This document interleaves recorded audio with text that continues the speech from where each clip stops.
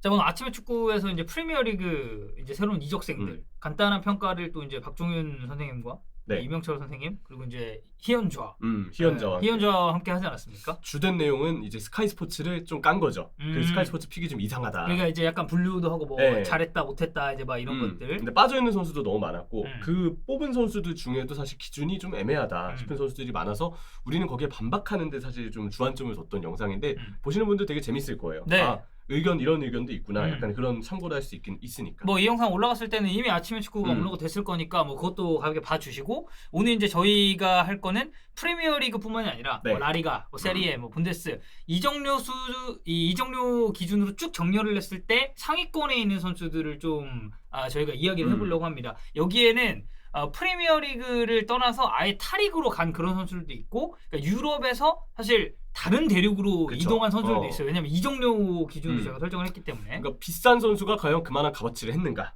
2달 기준. 네, 그 느낌으로 좀 보시면 되겠습니다. 네, 그래서 탑 10 이외에 저희가 한 7명 정도를 추가를 했어요. 이적료 기준으로 했을 때. 그래서 위에서부터 이렇게 쭉쭉쭉 한번 보면 되겠습니다. 첫 번째는 데클란 라이스.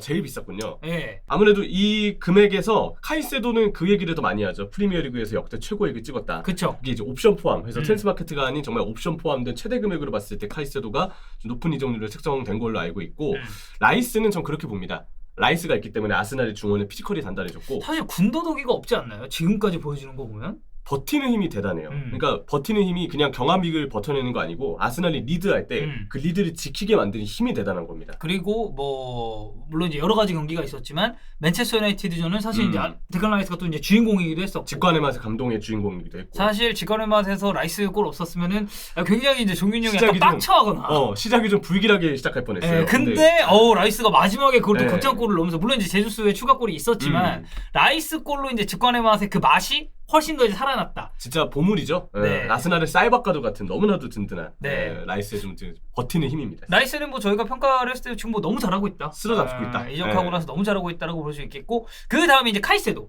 카이세도는 그게 웨스트햄전 임팩트가 너무 세서 그렇지 그 뒤에는 괜찮게 하고 있어요. 그러니까 초반에 갑자기 얘 갑자기 왜 이래?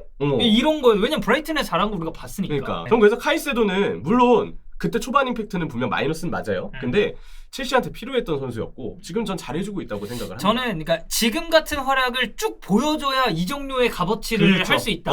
그것이 맞지. 네, 그리고 제가 거듭 말씀드립니다만 그 몇몇 이 정도 뭐 사울니게스 소환해야 되는 거 아닌가? 사울니게스는 소환 안 됩니다. 심지어 요즘 사울은 괜찮습니다. 그리고 뭐 그때 첼시 데뷔전의 사울은 뭐 너무 고였기 그때는 때문에 뭐, 근데 카이세도 어쨌든 데뷔전 임팩트가 안 좋은 쪽으로 너무 강했지만 맞아요. 최근에 오면서 사실 중원에서 이 선수가 지금 해주는 역할이 너무 많아가지고 기술적이면서 많이 뛰잖아요. 네. 이런 스타일 희소합니다. 그리고 저는 패스도 이 선수가 뭐 저희가 기대했었던 것보다도 훨씬 더 윤활 역할을 잘해주고 있어서 이 폼을 쭉 유지를 해주느냐, 이게 이제 향후 평가에는 좀 관건이 되지 않을까 싶습니다. 자, 세 번째는 주드 벨링엄. 축신. 여기는 저는 축신. 제가 그냥 개인적으로 생각하기에 올 시즌 유럽 최고의 이적이다. 와, 그 형이 중계했던 오사수나전 선제골도 그 미쳤죠. 진짜 멋있더라고요. 네. 그 기술의 침착함, 그냥 멘탈부터 그 어떤 기술의 수준이 그냥 남다른 것 같아요. 저는 벨링엄의 최고 장점은, 제가 지금까지 보여준 최고 장점은 이 선수가 골을 지금 많이 넣었잖아요. 근데 그 골의 순도가 진짜 좋아요. 너무 좋아요. 필요할 때 골들 득점을 다 해주고 결승골 아니면은 진짜 경기 막바지 라스트 미닛 골 이런 게 너무 많아가지고 그렇죠. 레알 마드리드가 지금 그렇죠, 벤제마가 이제 빠진 상태에서 이제 누가 이 역할을 좀 할 것이냐. 그러니까 물론 이제 직접적으로 같은 역할은 아니지만 근데 이 벤제마가 빠진 그 득점 부분에 있어서의 공백을 뭐 주드 벨링엄이 완벽하게 메워주고 있다. 그리고 어쨌든 팀에게 필요한 그런 유기적인 움직임들을 벨링엄이 내려와서 풀어주거나 직접 위로 올라가서 창의적으로 침투하거나 수비 가담도 너무 열심히 하니까. 그렇죠. 이제 기본적으로 신체 프레임이 너무 좋아요. 네, 그리고 잘생겼잖아요. 네, 그 세레모니 할 때 사실 그냥 이거거든. 너무 멋있지 않아요? 그냥 이건데 벨링엄이 하니까 엄청 멋있어 보이는 게 있어. 거기에 그 산티아고 베르나베우 배경에 흰색 유니폼이 거기에 등번 5번. 와, 그냥 멋있습니다. 3위일체가 진짜 잘합니다. 네. 벨링엄 지금 뭐 너무 잘하고 최고. 있고. 자, 해리 케인 이제 토트넘에서 바이언으로 갔죠. 이적률 1억 유로를 기록했는데 스탯 기가 막힙니다. 맞아요. 리그 7경기 8골, 챔스 2경기 1골. 그래서 이제 슈퍼컵은 케인이 사실 좀 짧게 뛰었었잖아요. 그때 슈퍼컵 때 또 뭐 입중계를 했었고. 네, 행사도 했었고 프리뷰쇼를 했었죠. 근데 그 경기를 제외하고 리그나 챔피언스 리그를 보면은 9경기 9골. 이거는 뭐 득점 순도로는 스트라이커로서 아주 최고다. 최고죠. 그러니까 바이에른 뮌헨의 변수는 지금 케인에서 나오는 게 아니고 아직까지는 투에르에서 나왔는데 네. 그게 그래도 점점 더 개선되고 있는 것 같거든요. 그리고 뭐 이제 사네 그런 경기력이라든지 윙포워드의 변수. 근데 케인은 케인 역할을 하고 있습니다. 그리고 제가 이제 최근 경기 때 바이언 이제 베스트 워스트를 찍으면서 조금 더 딥하게 보고 제가 직전 경기 직관했었잖아요. 네. 코펜하겐에서. 근데 스타일도 되게 예전 케인처럼 엄청 내려옵니다. 맞아요. 그래서 오히려 이제 고레츠카가 올라가고 케인이 내려오면서 그런 풀어주는 그 우리가 기억하고 있는 해리 케인의 좀 전방위적인 그리고 활동폭 넓은 모습이 지속적으로 나오고 있기 때문에 저는 지금도 스탯은 잘 쌓고 있지만 경기 영향력은 가면 갈수록 증대되지 않을까. 그렇죠. 네. 계속해서 중요한 역할들을 해줄 겁니다. 네. 자, 그다음 콜로무안입니다.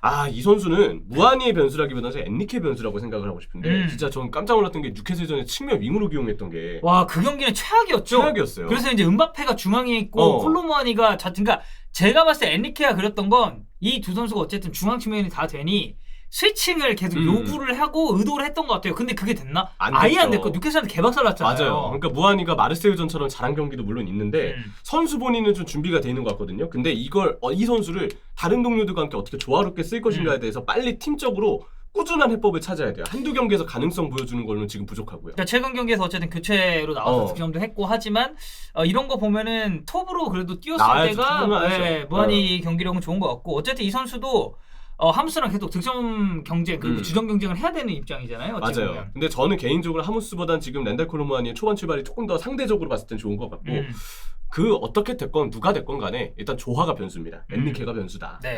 그 얘기를 하고 싶네요. 자, 그 다음은 센터백으로 갑니다. 그바르디올. 잘하고 있죠. 너무 잘하고 있죠. 만약에 그바르디올이 지금 스쿼드에 없었으면 왼쪽 수비 난리 났습니다. 나는 진짜 이 선수가 원래 이제 피지컬도 좋고 뭐 수비력으로는 이미 우리가 월드컵 때도 보고 라이프치히에서 뛰는 것도 봤잖아요. 많이 봤죠. 발밑도 진짜 패스. 와, 진짜 너무 부드러우니까 왜 펩이 주급이 되게 세요 그바르디올이. 아무래도요. 근데 왜 이 주급을 주면서 이 어린 선수를 이렇게 데려왔는가를 저는 이적 직후부터 지금까지 계속 증명하고 있다고 생각합니다. 오자마자 빌드업의 핵심이 됐어요. 2달 만에 지금 이미 빌드업에 그바르디올 없으니까 티난다 이런 평가까지 해도 될 정도의 느낌이거든요. 뭐 디아스, 그바르디올 사실 이 수비진으로는 뭐 너무 좋은 맨체스터 시티니까. 그렇죠. 그바르디올은 뭐 마찬가지로 저희가 뭐 라이스 얘기할 때 군더더기 없다는 표현을 썼지만 그바르디올 역시도 지금 맨체스터 시티 체제에서는 핵심 중에 하나다. 맞습니다. 네. 자, 이 선수는 이제 유럽 리그를 떠난 선수죠. 네이마르 얼마 전에 또 김승규 골키퍼하고 만났었죠. 그래서 김승규 골키퍼가 이제 또 네이마르의 그거를 그래서 무득점이야 지금 리그에서. 맞네. 김승규 골키퍼가 진짜 한이 맺혔을 거야. 그때 작년 6월부터 있었던 브라질전에서 그 네이마르가 그 페널티킥 어떤 심리전부터 해서 계속 실점을 했었는데 다행히 이번에 김승규 골키퍼가 잘 막아내는 어떤 모습이 있었는데 그래도 네이마르 아릴라라고 하니까 뭔가 너무 이르다 약간 그런 느낌도 들기도 저는 하고. 잘할 거라고 생각해요. 이 선수가 보여준 클래스는 저는 아직도 뭐 유럽 유수의 명문 클럽에서 다 통할 정도의 기량이라고 생각하기 때문에 그래서 이제 사우디행이 여러모로 아쉽죠. 이 선수를 아무래도. 조금 더 길게 보지 못한다는. 근데 이제 이 선수에 대한 평가는 사실 그 경기 내용이나 스탯도 물론 있겠지만 이 선수를 데려옴으로써 사우디 리그의 이미 어떤 그 홍보, 마케팅 효과 그런 부분들이 꽤 크다는 점을 생각했을 때 이미 뭐 이적 사실 영상부터가 대단했었고 초반 2달에 대한 평가는 일단 그 부분이 우선이 돼야 될 것 같아요. 이후에 점점 더 나은 활약을 역시 보여주겠죠. 네. 자, 그다음에 맨체스터 유나이티드의 간판 공격수입니다. 라스무스 호일룬. 역시 좋은 평가를 내리긴 아직 리그골이 없기 때문에 그 점은 좀 아쉽지만 어린 나이고 툴은 확실해요 진짜. 침투하는 거나 약간 중간중간에 그 측면으로 빠져서 공간 만들어주는 거나 일단 속도가 일단 되다 보니까 그러니까 언뜻 보면 이 선수가 왜냐면 이제 좀 장신이 하다 보니까 느린가 싶은 그런 이미지인데 진짜 빨라요. 그래서 공간 침투하는 거 보면은 장난 아니거든. 갈라타사라이전 보면은 이제 팀 상황이 좀 더 좀 잘 궤도에 돌아오면 호일룬 선수는 자기만의 무기를 가지고 장점은 확실하게 보여줄 것 같아요. 대신에 아직은 보완점도 보이거든요. 터치라든지 뭐 경합 연계와 같은 부분들은 조금 더 약간 그 투박한 면이 경기 중간중간 보면은 나오거든. 그건 성장을 해야 되는데 그래도 지금까지 챔피언스 리그에서 어쨌든 그 경기를 이겼다면 호일룬의 평가가 더 올라갔겠지만 이기지 못했지만 그래도 그때 어떤 골들이라든지 아직까지 가능성을 좀 보이고 있다. 근데 역시 성장은 좀 필요하다. 그런 음. 정리를 좀 할 수 있을 것 같습니다. 자 다음 선수도 마찬가지로 아쉬운 선수입니다. 카이 하베르츠. 현재까지는 너무 아쉽죠. 예, 전 대단히 아쉽다라고 생각해서 어떻게 보면 호일룬보다도 더 아쉬운 부분이 뭔가 하베르츠는 자기만의 장점을 결국 보여주지 못했어요. 그 이제 항상 하는 얘기 있잖아요. 그래서 하베르츠의 주 포지션 도대체 어디냐? 공격수야. 뭐 맨시티전은 공격수를 나왔죠. 뭐 아니면 밑으로 내려서 뭐 베잘라가 이 선수의 뭐 그 이제 메인 포지션이야? 맞아. 아니면 뭐 이선에 이제 음. 뭔가 공격형 미드필더 내지는 뭐 세컨톱으로 썼을 때가 이 선수의 기량을 최대치로 끌어낼 수 있는 포지션이야. 그거에 대한 게 왜냐면 그러니까 이 선수가 예를 들어서 지금 독일에서 이제 막 건너왔어요. 그러면 프리미어리그에서 좀 어떻게 하는지 보자. 이렇게 느껴질 수도 있지만 이미 첼시에서 시즌을 경험하고 이적한 맞아요. 선수다 보니까 아르테타가 이제 어떻게 쓸 건지가 향후 이 평가에 대해서는 좀 그 중요한 포인트가 되지 않을까. 현재까지는 냉정히 보여준 게 부족하다. 네. 하지만 아르테타가 어떻게 쓰는지, 어떻게 쓸 것인지, 어떤 부분에서 이 선수의 쓰임새를 발견했는지를 빨리 잡아줘야 돼요. 하베르츠는 지금까지는 좀 약간 아쉬운 네. 그런 평가를 내릴 수가 있겠습니다. 이 선수는 뭐 형철이가 더 잘 알겠죠? 소보슬라이. 너무나도 대단하죠. 네. 네. 일단 저는 리버풀 중원은 사실 노세아가 굉장히 많이 원래 됐었잖아요. 됐었죠. 그리고 뭐 교체로 들어오는 선수들까지 포함해도 이런 뎁스나 전체적인 봤을 때 뭔가 미드필더 찐에서 돋보이는 선수가 있는가 좀 애매했는데 파비뉴, 핸더슨, 뭐 밀너, 네. 체인벌린, 뭐 케이타 이런 선수들 그쵸. 보면 부상이 많거나 나이가 너무 많거나 막 이런 일들이 많았으니까. 사실상 강제 로테를 막 돌려야 될 네. 정도로 선수들이 없었으니까. 근데 소보슬라이는 약간 그 제라드의 향수를 느끼게 하는 빠따. 필요한 또 활동량이 있어요. 네. 빠따도 빠따는 일품이죠. 네. 그리고 공격, 수비 다 오가면서도 지치지 않는 그 활동량.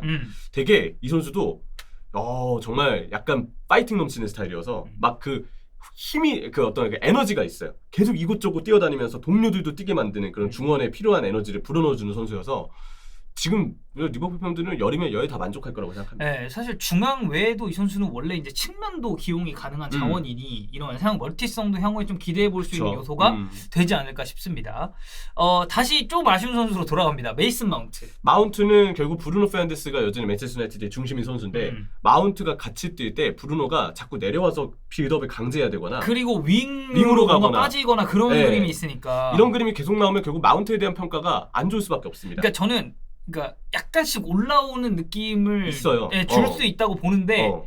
그렇다고 해서 이 선수가 뭔가 중원 장악력이 엄청 뛰어나다든지 아니면 빌드업에 관여를 잘한다든지 그 빌드업 이끄는 스타일은 아니에요. 혹은 뭔가 찬스 메이킹을 막 해준다든지 이런 모습이 나와야 되는데 사실 아직까지 마운트가 그걸 못 보여주니까 그리고 오히려 상대적으로 그것들을 잘하는 브루노가 오히려 마운트와 같이 씀으로써 약간 측면으로 밀려나거나 아래로 더 내려가거나 내려오거나 그러니까 터나 감독의 그 활동법, 활용법, 중원 구상에 대해서 사실 지금은 아쉽다는 평가가 나올 만합니다. 그러면 마운트 개인의 폼은 요즘에 올라오고 있거든요. 되게 몸놀림도 가볍고 맞아요. 뭐 박스한 움직임도 괜찮고 그래요. 근데 마찬가지예요. 어떻게 쓰려고 하는 건지 다른 선수들과 어떻게 조화시키려고 하는 건지 테나 감독이 직접 잡아줘야 된다. 그리고 지금 뭐 어쨌든 맨유 중원 상황이 너무 안 좋으니까 부상자들도 많고 또 본인도 사실 부상으로 좀 길게 빠졌고 네. 그것까지 보려면 아직까지는 좀 아쉬웠죠. 마운트도 아쉽다. 자, 그 다음은 토날리인데 토날리는 사실 이제 평가가 좀 불가죠. 불가죠. 네. 왜냐니까 경기력적이나 이 선수의 스타일을 보면 저는 뉴캐슬 중원의 핵심적인 역할을 해줄 수 있다고 봤는데 근데 사실 내용도 아쉬웠어요. 네, 그래서 좀 늦었어. 이적 이후에 그러니까 기마랑이스도 사실 지난 시즌에 비하면은 분명히 약간 내려와 있는 모습이고 근데 토날리까지 그런 와중에 이런 그 스캔들까지 터져버리니까 맞아요. 토날리가 있을 때 아직 그 하우 감독 전술에 좀 적응을 해야 된다. 동선을 아직 좀 잘 못 잡는다 이런 느낌이 들었는데 뭐 그런 걸 차치하고서라도 좀 도박 스캔들 때문에 다 날려버리게 생겼습니다. 그러니까 네. 어쩌면 이 중에 최악이 될 수도 있어요. 네. 자, 그 다음이 로메오 라비아인데 이 선수도 평가 불가입니다. 뭘 나와야 평가를 하지? 라비아. 나와야죠. 네. 근데 라비아 장기적으로 보여줄 게 많은 선수니까 기대를 해볼 수 있는 걸로. 뭐 삼선이고 이적료가 이제 6,210만 유로. 이게 적지 않습니다. 이 꽤나 선수 나이 생각하면 진짜 적지 않은 돈 투자를 한 거기 때문에 돌아왔을 때 첼시 중원에서 이제 어떤 역할을 해주는지를 좀 봐야 될 것 같고 그 다음이 이제 마테우스 누네스. 마테우스 누네스 지금 맨체스터 시티가 요즘 좀 흔들리고 있긴 해요. 근데 그게 뭐 누네스 탓은 아닙니다. 누네스는 정말 이곳저곳 뛰면서 활동량, 뭐 침투 능력 그리고 펩 가르디올라가 계속 칭찬을 끊임없이 해요.